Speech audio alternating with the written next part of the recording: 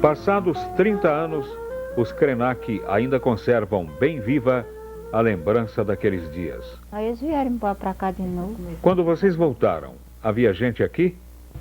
Tinha esses fazendeiros que tomaram conta da terra aí, invadiram aí, documento falso.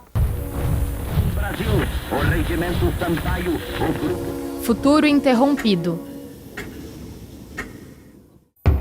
Durante a ditadura militar, eram os vagões da Companhia Vale do Rio Doce que carregavam o povo Krenak para longe de seu território ancestral. Meu avô, a minha tia-avó, meus parentes foram colocados dentro de um vagão. Meu pai conta a história que o policial, para poder colocar o meu avô para dentro do vagão, deu uma coronhada com uma espingarda nas costas dele. Ele chegou a passar mal quando chegou na Fazenda Guarani.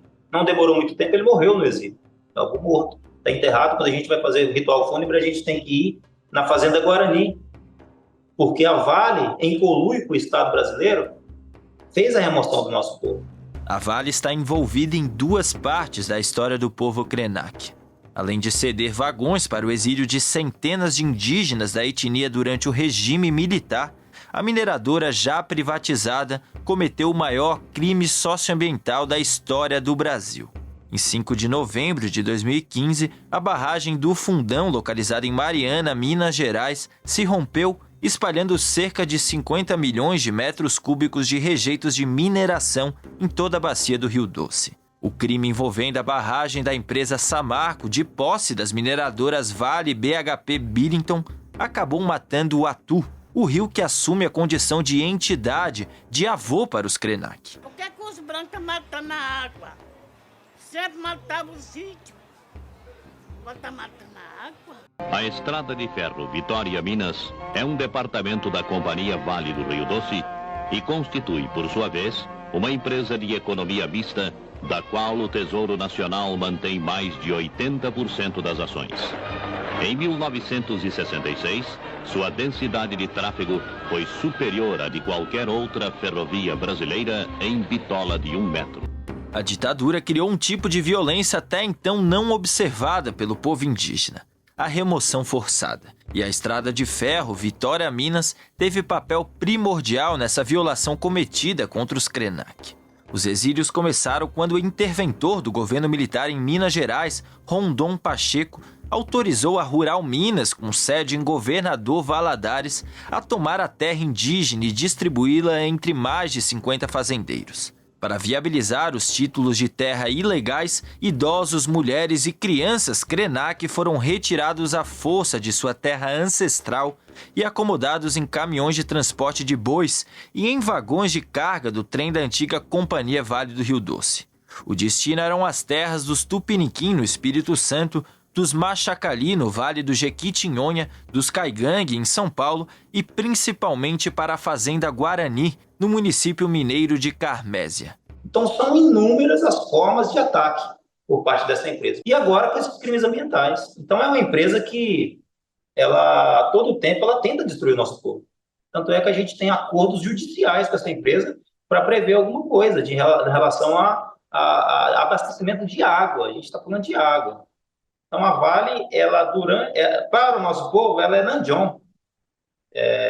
Guapó é o monstro que solta fumaça. A gente tem um nome para essa empresa. Esse trem de ferro, Guapó, monstro que solta fumaça. Então, a gente sempre tentou barrar isso, mas a gente nunca conseguiu. E agora a sociedade está vendo que é o lucro acima de tudo, acima da vida, acima da água, acima dos povos indígenas. Os impactos da Estrada de Ferro, atualmente sob concessão da Vale, são expostos no depoimento de Douglas Krenak, que consta no relatório da Comissão Estadual da Verdade de Minas Gerais. Na comissão, ele relatou o processo de exílio perpetuado contra seu povo e como a Estrada de Ferro teve papel crucial no processo. A tortura, matar, impor questões culturais, trabalho forçado, isso a gente vinha desde 1800 passando por isso e lutando contra. O que foi novo mesmo de violência contra o nosso povo foi essa questão de tentar tirar daqui para outro lugar, para o povo não retomar mais para cá. Na esteira do ato institucional número 5, AI-5, o início de 1968 foi marcado por uma política indigenista mais repressiva, com a criação de presídios para indígenas. Representantes de 23 etnias foram torturados em 2 centros de detenção geridos e vigiados por policiais militares. O reformatório Krenak, em Resplendor, e a Fazenda Guarani, em Carmésia.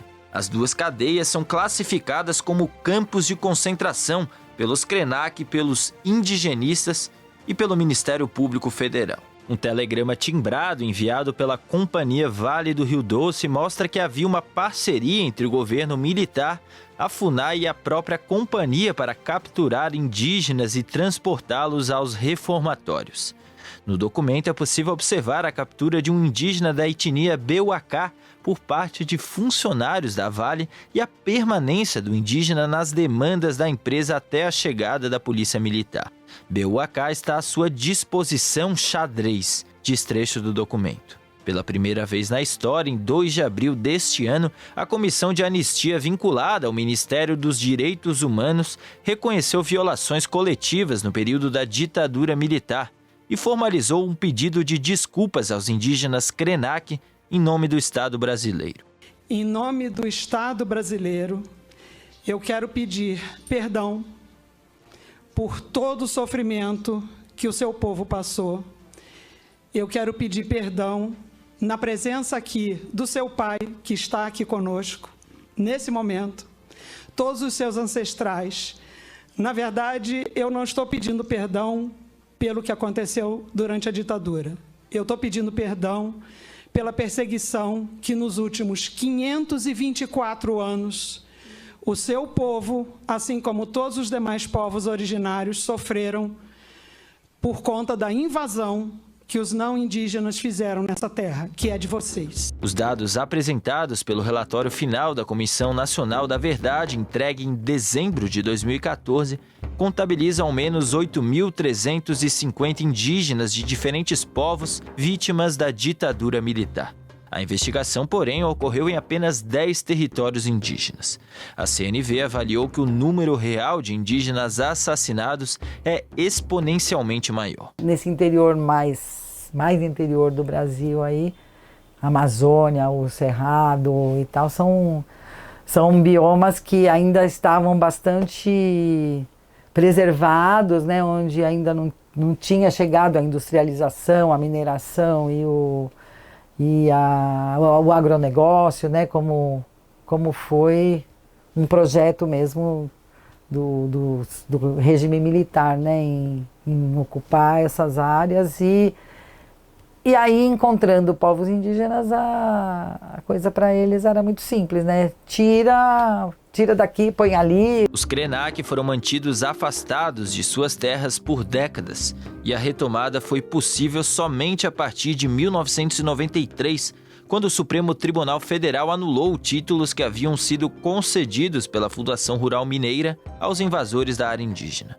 Apesar de recuperar parte do território do qual foi expulso no passado, o povo Krenak ainda aguarda pela demarcação do território de 7 Salões, uma área considerada sagrada, que teve seu processo de identificação e delimitação finalizado em abril de 2023 e até agora segue parado.